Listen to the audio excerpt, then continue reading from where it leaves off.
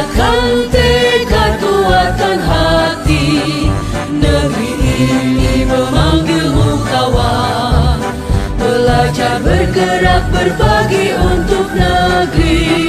Guru penggerak Praobservasi ini. Sebelumnya, apakah Ibu sudah siap untuk pelaksanaan observasi hari ini? Ya, selamat pagi juga Bu Zahra. Insya Allah saya sudah siap. Saya juga senang untuk berdiskusi dengan Bu Zahra sebelum saya melakukan observasi ini. Tapi saya ingin menanyakan terlebih dahulu yang Ibu fokuskan dalam observasi ini apa nanti Bu? Sebelum kita mulai, saya ingin memastikan kita sepakat mengenai tujuan observasi ini. Sebagai bagian dari program Guru Penggerak, observasi ini bertujuan untuk mendalami pendekatan pengajaran Ibu, melihat bagaimana implementasi dari prinsip-prinsip pembelajaran yang sudah dipelajari, serta memberikan umpan balik yang konstruktif. Saya ingin mendengar dari Ibu, apa yang ingin difokuskan atau dikembangkan dalam pelaksanaan pembelajaran hari ini? Ya, terima kasih ya Bu penjelasannya. Jadi saya ingin mengimplementasikan pembelajarannya itu berbasis diskusi kelompok. Nah, di situ siswa itu akan bekerja sama untuk menyelesaikan suatu permasalahan. Jadi saya akan memberikan studi kasus pada mereka, terus saya akan memfasilitasi mereka dalam diskusi dan memastikan semua siswanya terlibat aktif. Oh, seperti itu. Itu terdengar rencana yang cukup baik sih, Bu. Apakah ada tantangan tertentu, Ibu, yang dihadapi dalam menerapkan metode ini di kelas? Terus, atau mungkin ada aspek tertentu dalam pengelolaan kelas yang ingin Ibu dapatkan masukan lebih lanjut? Ya, jadi tantangan saya itu ingin memastikan siswa itu semuanya terlibat aktif dalam kegiatan diskusi. Karena ada beberapa siswa yang dia cenderung pendiam, tidak banyak berbicara, dan ada juga beberapa siswa itu sukanya bekerja sendiri. Jadi saya berharap Ibu bisa memberikan saran bagaimana cara mengelola diskusi dengan lebih inklusif. Itu hal yang sangat wajar ya Ibu, memastikan setiap siswa terlibat aktif memang bukan hal yang mudah. Nanti saya akan memperhatikan bagaimana Ibu memfasilitasi interaksi antar siswa dan bagaimana cara Ibu mengelola dinamika di dalam kelas. Selain itu, jika ada hal lain yang ingin Ibu diskusikan setelah observasi, saya siap memberikan umpan balik yang mendalam setelah kita observasi hari ini, Ibu. Baiklah, terima kasih banyak ya Bu. Saya sangat menghargai kesempatan ini dan berharap setelah observasi saya mendapatkan wawasan yang berguna untuk pengembangan diri saya. Iya, sama-sama Ibu. Observasi ini bukan hanya untuk penilaian ya Ibu, saya berharap, tetapi untuk proses pembelajaran bersama. Saya akan mendukung sepenuhnya dan setelah observasi selesai kita bisa mendiskusikan temuan dan umpan balik yang bermanfaat untuk pengembangan praktik mengajar Ibu. Apakah ada hal lain yang ingin Ibu sampaikan sebelum saya masuk ke kelas?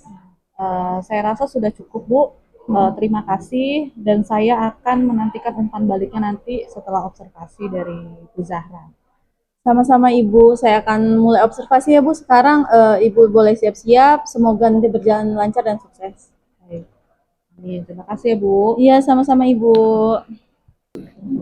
Assalamualaikum warahmatullahi wabarakatuh. Waalaikumsalam warahmatullahi wabarakatuh. Selamat pagi semuanya. Pagi, Bu.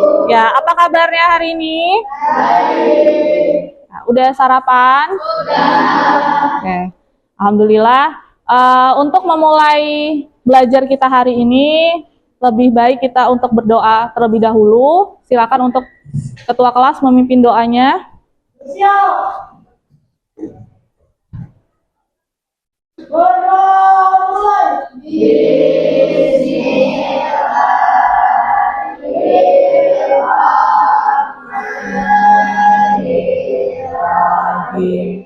Rabbi zidni ilma warzuqni fahma.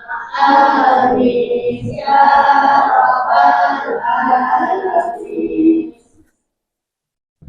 Oke, kita sudah berdoa. Semoga untuk ilmu yang kita dapatkan hari ini bisa diamalkan ya. Oke, untuk selanjutnya Ibu mau cek kebersihan dan kerapihan dulu. Silakan untuk berdiri semuanya. Oke, yang belum rapi silakan dirapikan dulu. Oke, kanan kirinya sudah tidak ada sampah. Nah, kalau sudah silakan duduk kembali. Oke, selanjutnya Ibu mau minta tolong untuk berdiri lagi karena kita mau menyanyikan lagu Indonesia Raya dulu ya. Oke, silakan untuk berdiri.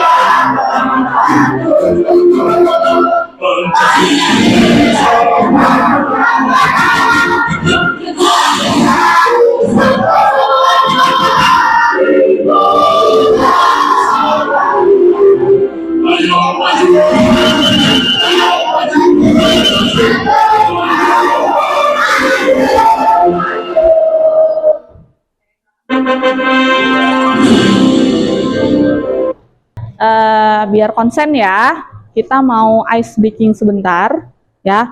Kalau Ibu bilang 1, kalian tepuk 1 kali, bilang who. Bisa? Coba. 1. Coba yang bareng ya. 1. Kalau Ibu bilang 2, tepuknya 2 kali, bilang yes. Oke? 2. Yes. Yes-nya gini ya. 2. Yes. Oke. 1. 2. Yes. 3, berarti tepuknya 3 kali, terus gayanya cool. Sambil bilang cool, ya. Coba. 3. Nah, ulang lagi ya. Sekarang Ibu gabungin. 1, 2, 3. Cool. Ya. Cool. Oke. 1, 1, 2. Yeah, coba yang cepat ya. 1, 1, 2. Yes, oke, terima kasih. Udah konsen ya. Oke, selanjutnya kita mau masuk ke materi nih, ya. Nah, minggu kemarin kan kita sudah belajar di bab 1 tentang apa? Ya, sejarah kelahiran Pancasila. Nah, yang kalian ketahui di kelahiran Pancasila, yang masih ingat belajar apa? Tunjuk tangan yuk, yang tahu. Di Pancasila belajar apa bab 1? Ya. Perkenalkan, nama saya Askarina Tenandana, ingin menjawab tentang BPUPKI dan PPKI. Oke, benar ya. Ada yang masih ingat lagi apa tambahannya? Ada lagi? Perkenalkan, nama saya Natasha Safira Bella Renata, izin menjawab nama Jepang BPU dan PKI. Ya, apa itu?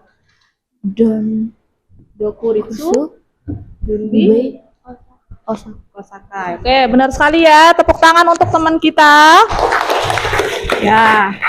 Setelah Pancasila nih di sidang PPKI tanggal 18 Agustus masih ingat? Ya, di situ kan kita mengesahkan selain Pancasila mengesahkan apa lagi? Undang-Undang Dasar. Oke, di bab 2 ini kita mau memulai mempelajari tentang Undang-Undang Dasar. Elemennya yaitu Undang-Undang Dasar. Nah, sebelum kita masuk ke pasalnya, kita masuk ke apa itu Undang-Undang Dasar, apa itu aturan, ya, apa itu norma. Coba sebelum kita masuk ke pembahasan, yang pernah baca, yang pernah tahu siapa?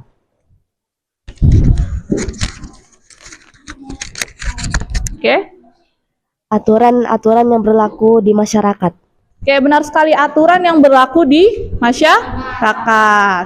Nah, sekarang Ibu tanya lagi. Penting nggak sih aturan itu? Seberapa penting sih? Penting banget. Ya, gimana kalau kita menjalani kehidupan tanpa aturan, apa yang terjadi? Coba.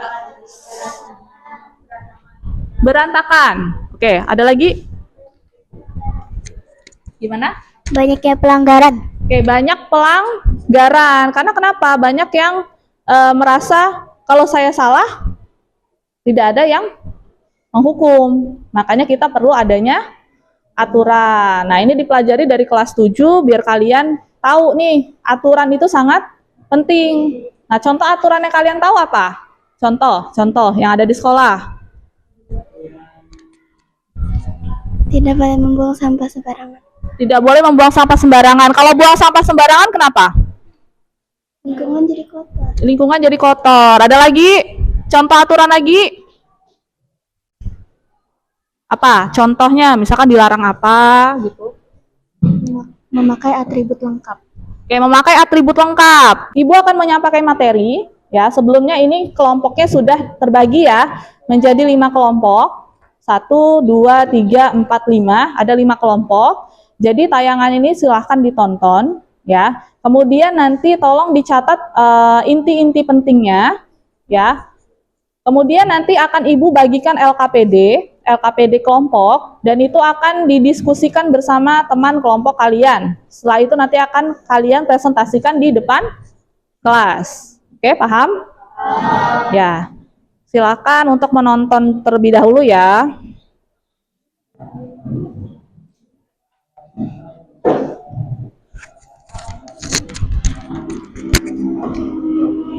Kalau kalian harus milih, mana yang lebih mending? Di penjara seumur hidup atau dihukum mati?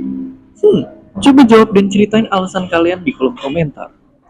Oke, mungkin atau lebih tepatnya, semoga kita nggak akan dihadapin sama pilihan kita tadi. Karena itu tuh cuma terjadi sama kriminal, sedangkan kita selama ini hidup tenang nurut aturan yang ada. Tapi tunggu dulu, kadang-kadang peraturan juga justru suka bikin kebebasan kita terkekang. Di sekolah atau jalanan kita dipaksa nurut aturan. Kalau di rumah nggak nurut aturan orang tua, uang jajan pun hilang. Jadi sebenarnya apakah peraturan membawa lebih banyak untung atau rugi ke kehidupan kita? Dan apa jadinya jika hidup ini nggak ada aturan? Tanpa aturan, mungkin orang bakal bebas ngatain satu sama lain tanpa takut dilaporin, anak-anak di bawah umur bisa masuk ke disco, atau koruptor bisa lolos tanpa dihukum, atau kayak di film bisa bebas bunuh orang yang kita benci. Tapi kita harus sadar juga kalau wujud aturan itu nggak cuma tertulis aja. Ternyata ada yang nggak tertulis, kayak norma masyarakat. Ya, Ibu mau tanya dulu tentang yang tayangan video barusan. Itu menerangkan tentang apa tuh tadi yang dengar? Gimana? Dunia tanpa aturan. Dunia tanpa aturan. Kayak gimana kalau dunia tanpa aturan yang terjadi? Gimana? Ya. Koruptor bebas berkeliaran. Koruptor bebas berkeliaran. Apa sih koruptor itu? Orang yang korupsi. Orang yang korupsi. Ya, ada lagi? Oke, pinter bener ya. Oke, Kita kasih tepuk tangan dulu. Ada video satu lagi yang menerangkan tentang norma ya.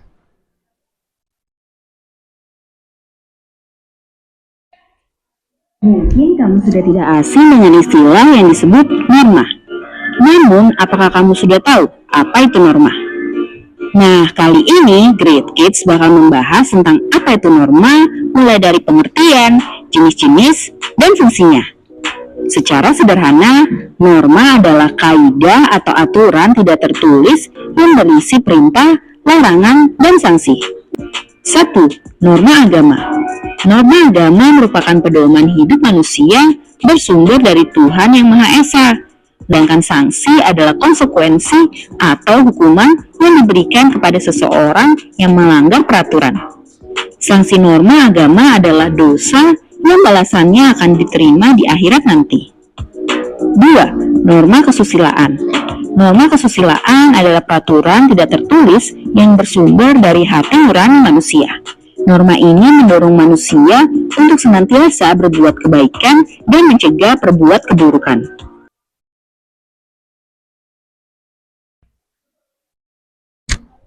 Ya, untuk video kedua sudah lebih jelas tentang norma? Sudah. Coba tadi di video menerangkan tentang pengertian norma ya, sudah tadi ya. Kemudian jenis-jenis norma, siapa aja yang tahu jenis norma? Norma kesusilaan, norma agama, norma hukum, norma kesopanan. Oke, tepuk tangan dulu untuk temennya.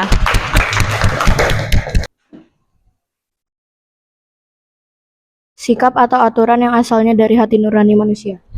Dari hati nurani manusia. Contohnya gimana? Ada yang tahu? Berbuat dan berkata jujur. Berbuat dan berkata jujur. Oke, jadi tidak boleh berbohong ya. Apapun yang kalian lakukan itu tidak dibenarkan untuk berbohong karena akan bertentangan dengan hati nurani ya kalian sendiri. Misalkan apa? Berbicara kasar, ya. Apalagi yang dianggap tidak sopan menurut budaya Indonesia?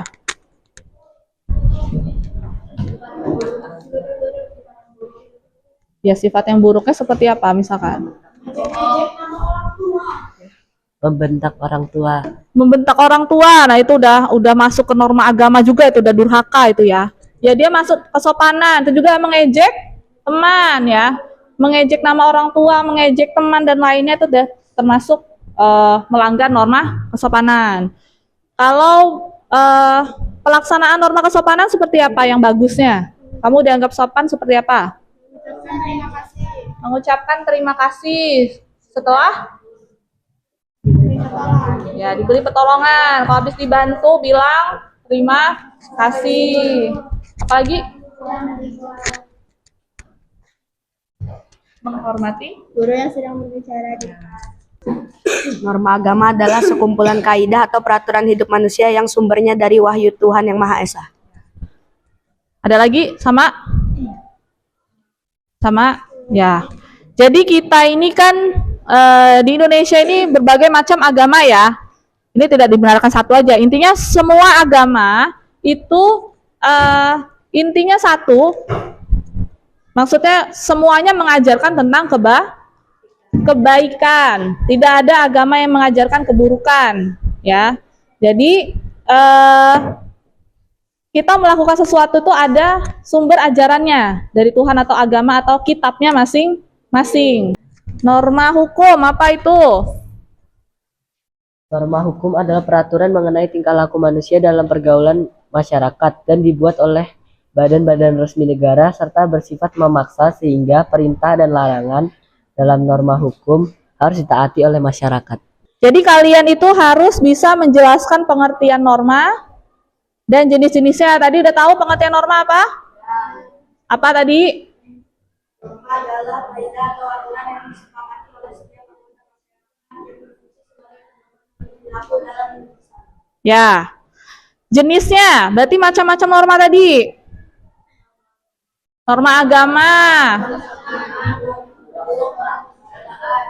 Oke, kemudian sanksinya. Udah tahu tadi ya?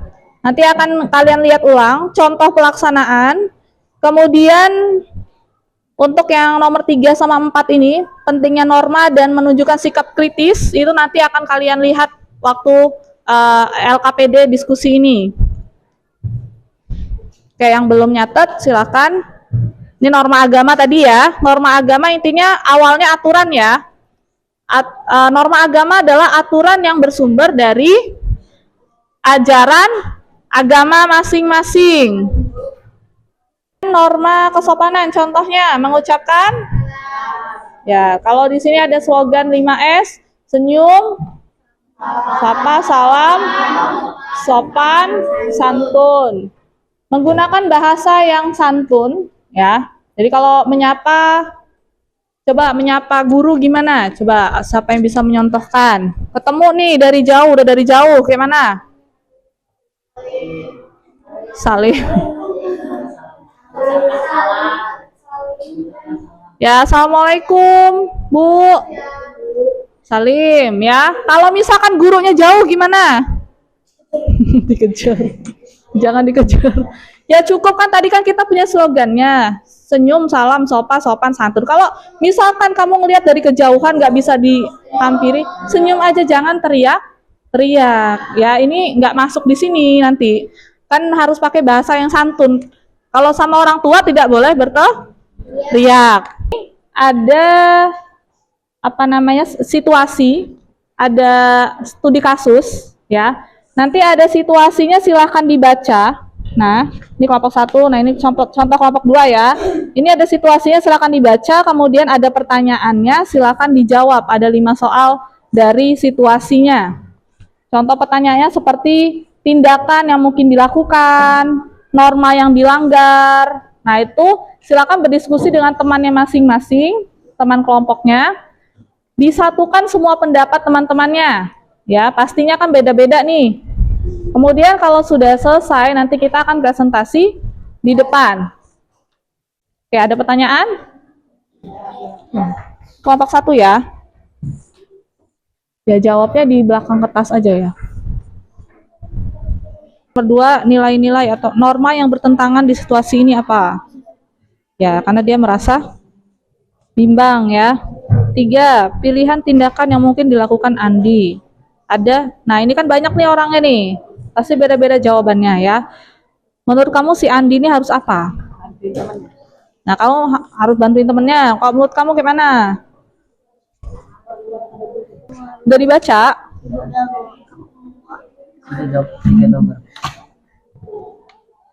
Ya, ceritanya tentang apa? Dina itu kenapa? Jika ia mengembalikan dompet itu, ia tidak tahu siapa pemiliknya. Terus kalau dia menyimpan, Merasa bersalah dan khawatir akan mendapatkan karma buruk. ya, norma yang dilanggar? Kesusilaan. Ini baru yang A ya. Yang nomor 2, dampak dari tindakan itu bagi si Andi, bagi teman-teman dan sekolah.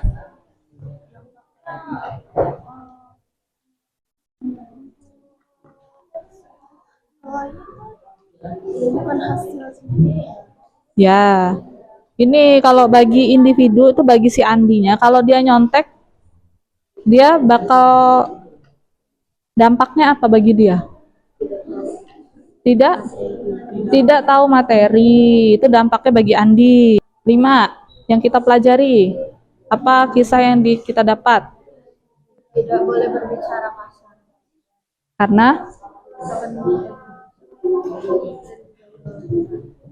Karena akan dijauhi. Nah, ya dengerin ya. Konten yang bersifat pribadi, tidak sesuai ajaran agama. Membagikan foto-foto dirinya yang tidak sopan. Oke, banyak ya pelanggarannya ya. Norma apa saja yang dilanggar selain norma agama? Sopanan, hukum juga. Ya, dia melanggar semua norma itu ya. Karena kalau misalkan sudah ini udah bisa diproses sebenarnya dia, udah umur segini ya. Oke, jadi sekarang kita waktunya presentasi ya. Kita mulai dulu dari kelompok 1, silakan maju ke depan. Untuk kelompok 2, 3, 4, dan 5, silakan untuk menilai temannya yang sedang maju di depan. Silakan diisi lembar pengamatan, Ibu kasih kelompok 1, ya. Untuk penilaiannya skala 1 sampai 4. Kalau 4 berarti paling bagus. Ini tulis nanti kelompok 1 di sini. Kemudian ini kerjasama tim. Kalau dia bagus berarti kasih 4, sangat baik. 3 baik, 2 cukup, 1 kurang. Bisa? Assalamualaikum warahmatullahi wabarakatuh. Waalaikumsalam warahmatullahi wabarakatuh. Akan membaca pertanyaan dan jawaban hasil diskusi dari kelompok kami. Andi sering kali menyontek saat ujian. Jawabannya adalah Situasi kali ini Andi sering menyontek saat ujian. Norma yang dilanggar oleh Andi adalah norma kesusilaan karena tidak bersikap jujur saat mengerjakan ujian. B. Beberapa siswa sering membuang sampah sembarangan di lingkungan sekolah. Situasi kali ini beberapa siswa sering membuang sampah sembarangan. Norma yang dilanggar oleh siswa adalah norma hukum karena tidak mematuhi peraturan sekolah. 4. Tidak membantah guru, mendengarkan perintah guru, tidak menyela pembicaraan, dan tidak bersikap berlebihan. Sekian dari presentasi kami. Mohon maaf apabila ada kesalahan. Wassalamualaikum warahmatullahi wabarakatuh. Oke, terima kasih untuk kelompok 1. Ya, silakan duduk kembali. Assalamualaikum warahmatullahi wabarakatuh. Sini kami akan membacakan 5 soal dari studi kasus yang diberikan untuk kelompok 2. Soal pertama akan kami bacakan dulu studi kasusnya. Andi adalah ketua kelas yang sangat bertanggung jawab. Ia ingin agar kelasnya selalu mendapat nilai terbaik dalam semua mata pelajaran. Namun, menjelang ujian akhir semester, Andi mengetahui bahwa beberapa temannya kesulitan memahami materi pelajaran yang sulit. Andi merasa bimbang. Jika ia membantu teman-temannya belajar, ia khawatir akan mengurangi waktu belajarnya sendiri dan berdampak pada nilai ujiannya. Di sisi lain, jika dia tidak membantu teman-temannya, ia merasa tidak adil dan tidak sesuai dengan nilai persahabatan. Soal pertama akan dijawab oleh Raisa.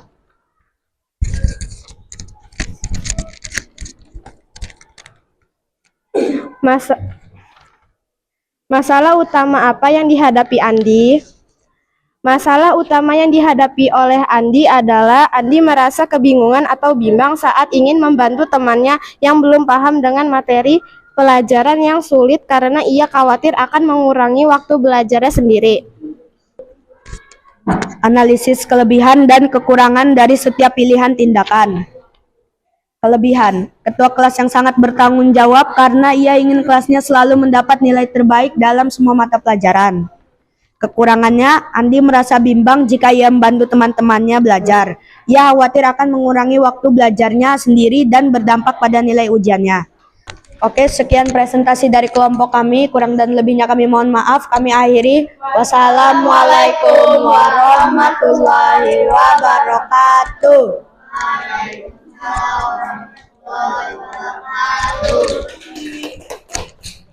Ya, terima kasih untuk kelompok 2 ya. Oke, selanjutnya kita mau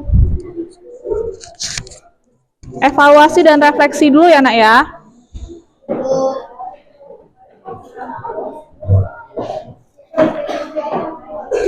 Ya, untuk semuanya, kita tadi sudah menyaksikan teman-teman kita yang presentasi di depan terkait studi kasusnya masing-masing.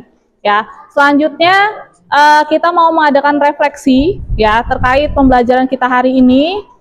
Ya menurut kalian sudah baik atau belum, apa yang kurang atau apa yang kalian suka dari hasil pembelajaran hari ini.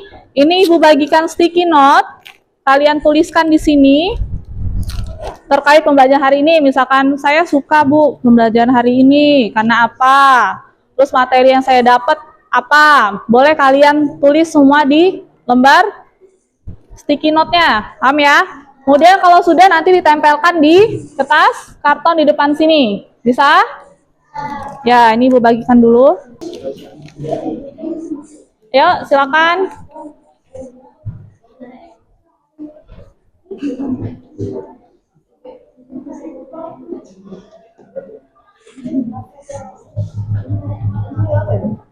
Ya, bebas, tempelnya bebas.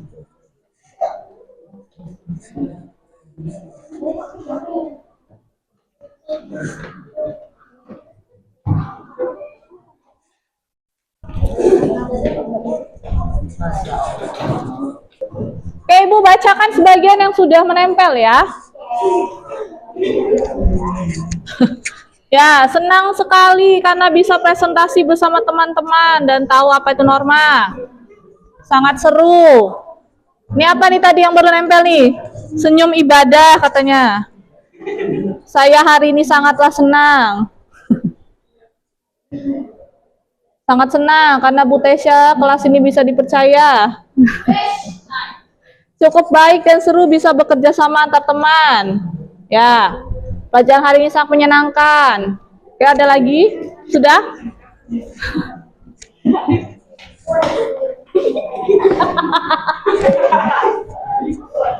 Oke, sudah ya. Ini rata-rata kasih emotnya senyum, ketawa, ada yang nyengir ya. Sesuai wajahnya hari ini. Oke, terima kasih untuk yang sudah melakukan refleksi hari ini ya. Oke, kita ini dulu. 1. Ayo lupa. 1. 2.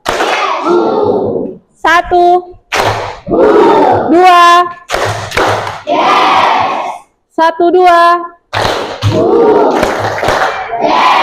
1, 2, 3.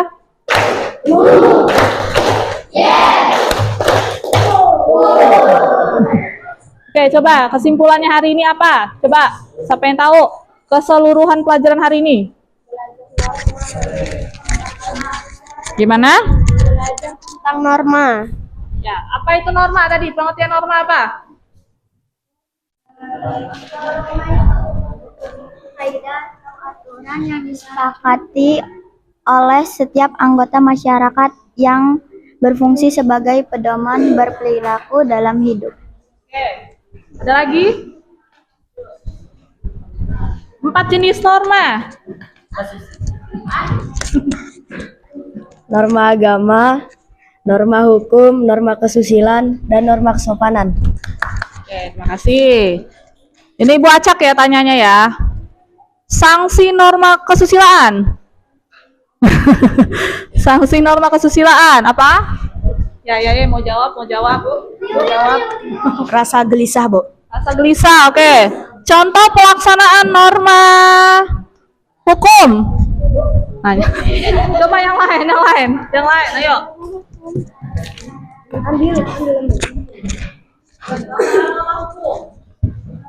Sanksinya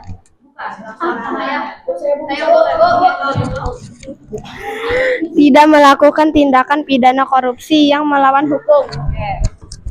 Satu lagi ya, ini Ibu tanya acak lagi.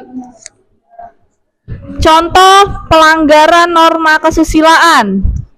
Pelanggaran norma kesusilaan. Tidak membantu orang, Bu. Tidak membantu orang, boleh. Berbicara? Bukan. Kalau kasar tadi masuknya kesopanan. Berbicara bohong. Nah, demikian kesimpulan pembelajaran kita hari ini. Ibu mengucapkan terima kasih dan apresiasi yang sebesar-besarnya kepada kalian semua yang sudah aktif dalam pembelajaran hari ini. Untuk tindak lanjut selanjutnya ya, jadi Ibu akan memberikan tugas kepada kalian yaitu membuat mind mapping tentang norma. yang materinya tadi yang sudah dijelaskan ya. Kalian membuatnya nanti dengan media Canva, diedit karena banyak template di sana ya. Kemudian nanti filenya dikumpulkan ke Google Drive. Nanti linknya juga akan Ibu berikan. Untuk penjelasan selengkapnya dan linknya nanti akan Ibu kirimkan lewat grup kelas kalian ya, grup kelas 7H. Kayak gitu aja ya. Sampai bertemu minggu depan. Untuk pengumpulan tugasnya juga sampai minggu depan Ibu tunggu. Ya, nanti Ibu cek di Google Drive-nya. Baik, untuk menutup pelajaran kita hari ini, kita berdoa dulu. Silakan ketua kelas memimpin doanya.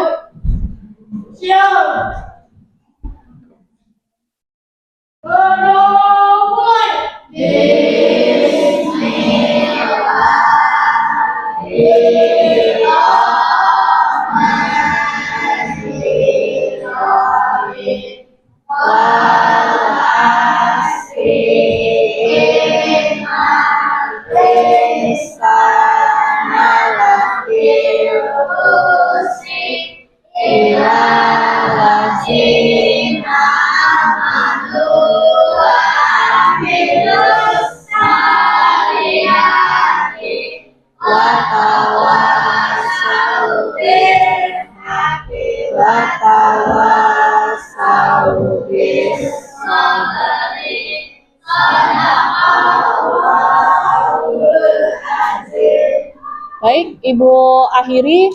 Wassalamualaikum warahmatullahi wabarakatuh. Waalaikumsalam warahmatullahi wabarakatuh.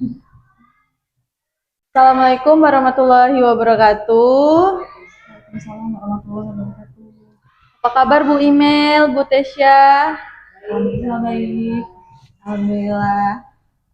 Jadi agenda kita hari ini adalah pelaksanaan pasca observasi yang dimana kemarin saya sudah mengobservasi Bu Tesya, pembelajar PPKN di kelas 7H. Saya izin memperkenalkan Bu, kita didampingi oleh Bu Imelda sebagai pengajar praktik pendidikan guru penggerak angkatan 11 Kota Bandar Lampung. Kita mulai ya Ibu Tesya. Ya, baik Bu. Dalam percakapan pasca observasi kali ini, saya akan memberikan pertanyaan kepada Bu Tessa terkait dengan jalannya observasi yang sudah Ibu lakukan. Bagaimana perasaan Ibu setelah melaksanakan observasi kelas kemarin Ibu? Ya. Saat pelaksanaan kemarin tuh saya merasa awalnya gugup, tegang, tapi alhamdulillah setelah berjalan dari tengah-tengah itu sudah lancar lah, berjalan dengan baik. Alhamdulillah sudah berjalan dengan baik ya Ibu. Jadi bisakah Ibu menceritakan kembali area yang dikembangkan di dalam kelas, kemudian langkah-langkah pembelajaran apa yang Ibu lakukan dalam pembelajaran? Yang saya kembangkan di kelas itu adalah literasi dan kegiatan kolaborasi antar siswa. Untuk langkah-langkahnya yang pertama saya membuat RTP terlebih dahulu atau belajar yang berdiferensiasi dan terintegrasi dengan KSE. Kemudian saya juga membagi kelas dalam beberapa kelompok kecil dan sesuai dengan gaya belajarnya. Baik, jadi area pengembangan pada kegiatan literasi dan kolaborasi siswa ya Ibu. Menurut Ibu, area pengembangan yang sudah Ibu sampaikan tadi sudah berhasil dilaksanakan sesuai harapan atau belum? Ya, alhamdulillah sudah berjalan dengan baik. Alhamdulillah kalau begitu Bu, kalau sudah berjalan dengan baik. Menurut Ibu, kendala apa saja yang Ibu hadapi saat melakukan proses pembelajaran? Ya, kendalanya yang saya hadapi yaitu siswanya masih kurang aktif dalam kelompoknya, kemudian juga sulitnya untuk manajemen waktu dengan baik. Menurut Ibu, masalah itu terjadi kenapa ya Bu? Ya, manajemen waktu itu sulit bagi saya karena terasa misalkan sudah masuk waktu istirahat padahal pembelajarannya belum selesai. Jadi itu dikarenakan siswa mengerjakan tugasnya terlalu lama. Begitu. Dengan adanya kendala-kendala tersebut, solusi apa yang tepat menurut Ibu dalam menangani permasalahan tersebut? Jadi solusinya untuk manajemen waktu ini saya akan berusaha untuk menentukan durasi waktu pada setiap kegiatan yang disepakati bersama dengan siswa. Jadi agar pembelajarannya lebih efektif selama ada manajemen waktu ini. Baik, jadi Ibu akan mengingatkan kembali kepada siswa untuk menyepakati durasi waktu dalam mengerjakan tugas bersama-sama ya, Bu. Semoga dapat terrealisasi dan dapat melaksanakan pembelajaran yang lebih baik lagi, Ibu, sesuai dengan yang Ibu harapkan. Jadi kalau boleh saya tahu, kapan nih kira-kira Ibu akan melakukan rencana Ibu tersebut? Sebenarnya lebih cepat lebih baik.